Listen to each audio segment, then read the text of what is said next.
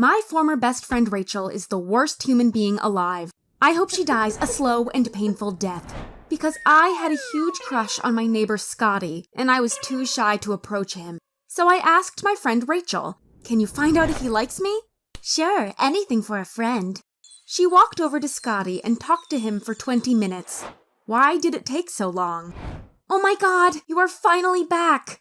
"Sorry, sweetie, you aren't his type. He said all white girls are stuck up and boring. That's why he only dates Latinas."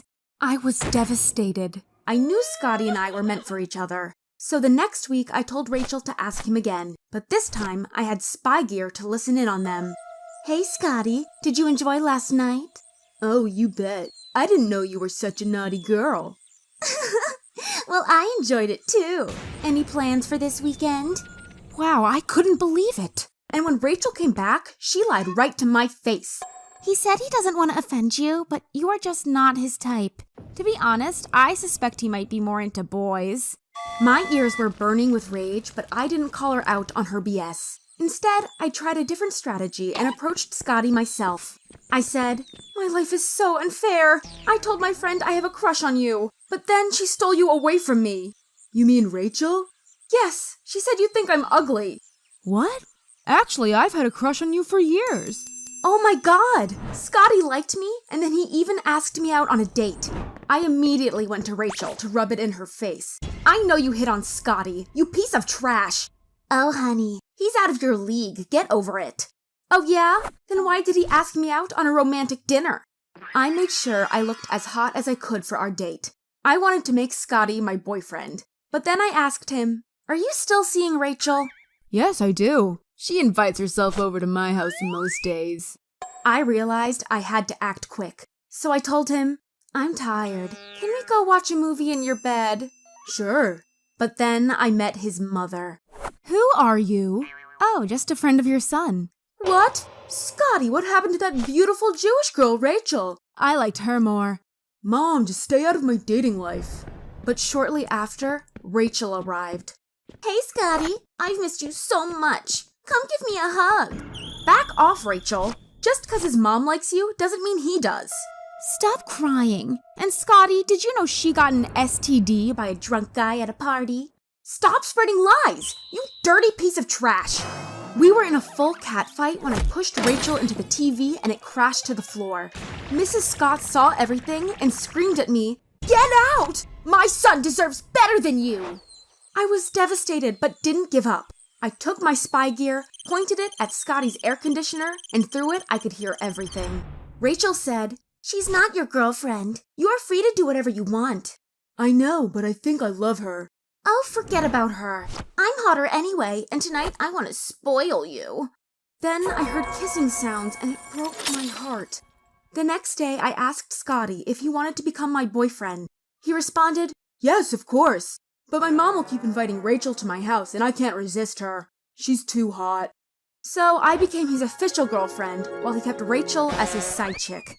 I didn't really mind it, but then Scotty went to college and told me that he and Rachel had classes together.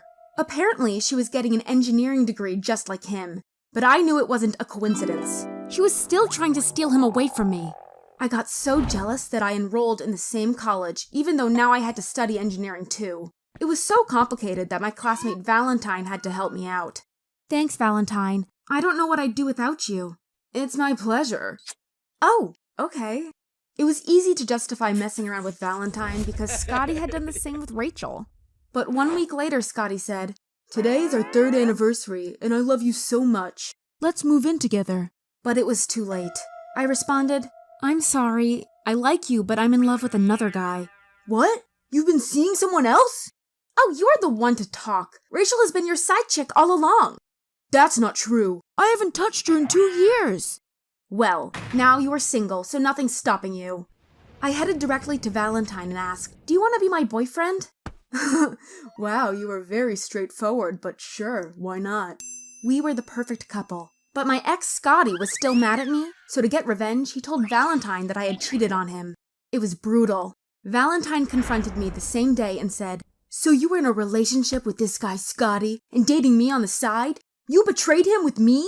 Oh gosh, it was nothing serious between me and Scotty. "Are you sure? He showed me some of your text messages. They go 3 years back, and 2 months ago you wrote him, "Let's get married once we have jobs, and let's wait to have kids until we're 30. He had caught me off guard, and I knew I'd messed up.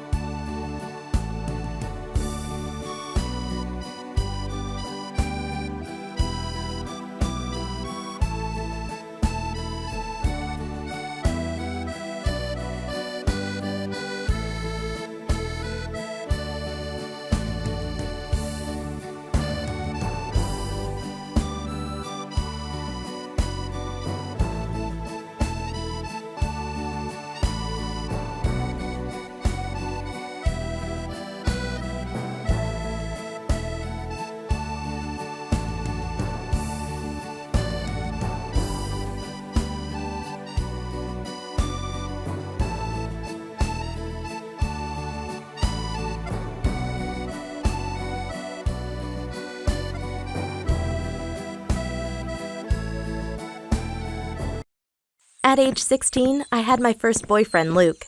I loved him to death, but he didn't feel the same about me. He often forgot to respond to my texts, and if he visited me, it was only to have fun. We would put on romantic music and make out passionately. But once we were finished, he said, "I have to go home now, do homework and stuff." "No, don't leave. Can't I give you a massage or cook you some food? I just want you to stay a bit longer." "Well, you can do my homework for me." I thought I just had to work hard to make him fall in love with me, but he took it all for granted. So I changed my approach and decided to make him jealous. I put on a tight dress and chatted up Tyson. He and my boyfriend Luke had been enemies for years. "You're so funny. I wish Luke was more like you." "Oh, he's a loser, no question. Why don't we go on a date tomorrow?" "Okay, but don't tell Luke about it." "Don't worry, my cutie." Wow, manipulating guys was so easy. Tyson and I met up at a cafe and he kept telling me how much he liked me. Of course, I knew he was lying to get me into bed, but I played along. "I like you too, Tyson, but if you are serious about us, then you have to ask me out on a date while Luke and everyone else is listening." "And you will say yes?" "Of course I will." "Hey, cutie, can I ask you out on a date?" "F off, she's my girlfriend." "Why don't we let her decide who she likes more?" All of my classmates were looking at me, but instead of giving an answer, I pretended to get nervous and ran away. It turned into a big scandal. Everyone in our school talked about Luke and Tyson competing for me. "What was that today? Why didn't you tell Tyson to F off? I thought we were a couple." "Because you never treat me like a girlfriend, like a princess. I need more attention." "Why didn't you tell me that before?" "Because you should have known on your own." "Okay, I'm sorry. Can you give me another chance?" "Sure, but first you have to prove that you really care about me." It was perfect. 2 boys fighting over me, and neither wanted to lose. I apologized to Tyson and said, "I'm sorry I ran away yesterday. I got nervous in front of all the people. But do you still want to go out with me this weekend?" "Of course, my little cutie. You know how much I love you." "Hey, Luke, I should tell you that Tyson and I will go on a date this weekend."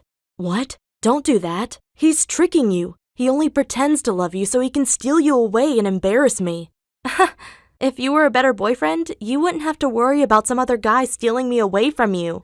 "Okay, let me take you out on a romantic dinner this Friday. And if it's good, you're gonna cancel your date with Tyson, okay?" Well, Luke spent all his savings and took me out to the most expensive restaurant in the city. I'm not saying a guy can buy me with money, but if he is willing to make a big sacrifice, then it means that he's serious about me. Unfortunately, he ruined everything at the end. So, will you cancel your date with Tyson tomorrow? I knew it. You care more about winning against Tyson than about making me happy. Am I right? No, that's not true. Come, let me take you home. I have another surprise for you. We went to his room and it was filled with roses. Then he lifted me up and said, I love you. I want to be with you forever. That night, he was so full of fire and I loved it. But the next morning, I still left early because I had to get ready for my date with Tyson. And his date was so much better. It wasn't fancy, but he listened to what I had to say and showed that he cared. I felt so comfortable that I snuggled myself against him. You are my big teddy bear. You are my little princess. Yay, I always wanted a guy to call me his princess. Well, I hope this won't be our last date. I really enjoy spending time with you. The next morning, Tyson brought me to my classroom, like a gentleman. You look so tempting. I wish I could kiss you. I felt his hands on my hips and suddenly he lifted me up as if I weighed nothing. My legs wrapped around his waist and we started kissing passionately in front of my whole class. When the teacher tried to split us up, Tyson whispered into my ear, You are mine, only mine. The next break, Luke came into the classroom screaming, People say that you kissed Tyson. Tell me that's not true. Yeah, sorry. I guess it's over between us. Luke was furious, and I understand why. People started teasing him nonstop, saying, Tyson stole your girlfriend. What you gonna do about it, you little loser? But I didn't care. I was just happy at how obsessed Tyson was with me. He invited me over to his place every single day so we could make out for hours. Unfortunately, his interest quickly faded. You don't want to meet on the weekend? I really need to learn for school. But we can learn together. Please? Yeah. Okay. But when I arrived at his house, he said, Look, I've realized something. Actually, you aren't my type. I thought I really loved you, but now I understand that I just wanted to steal you away from Luke. I'm sorry for the problems I caused you. Ouch.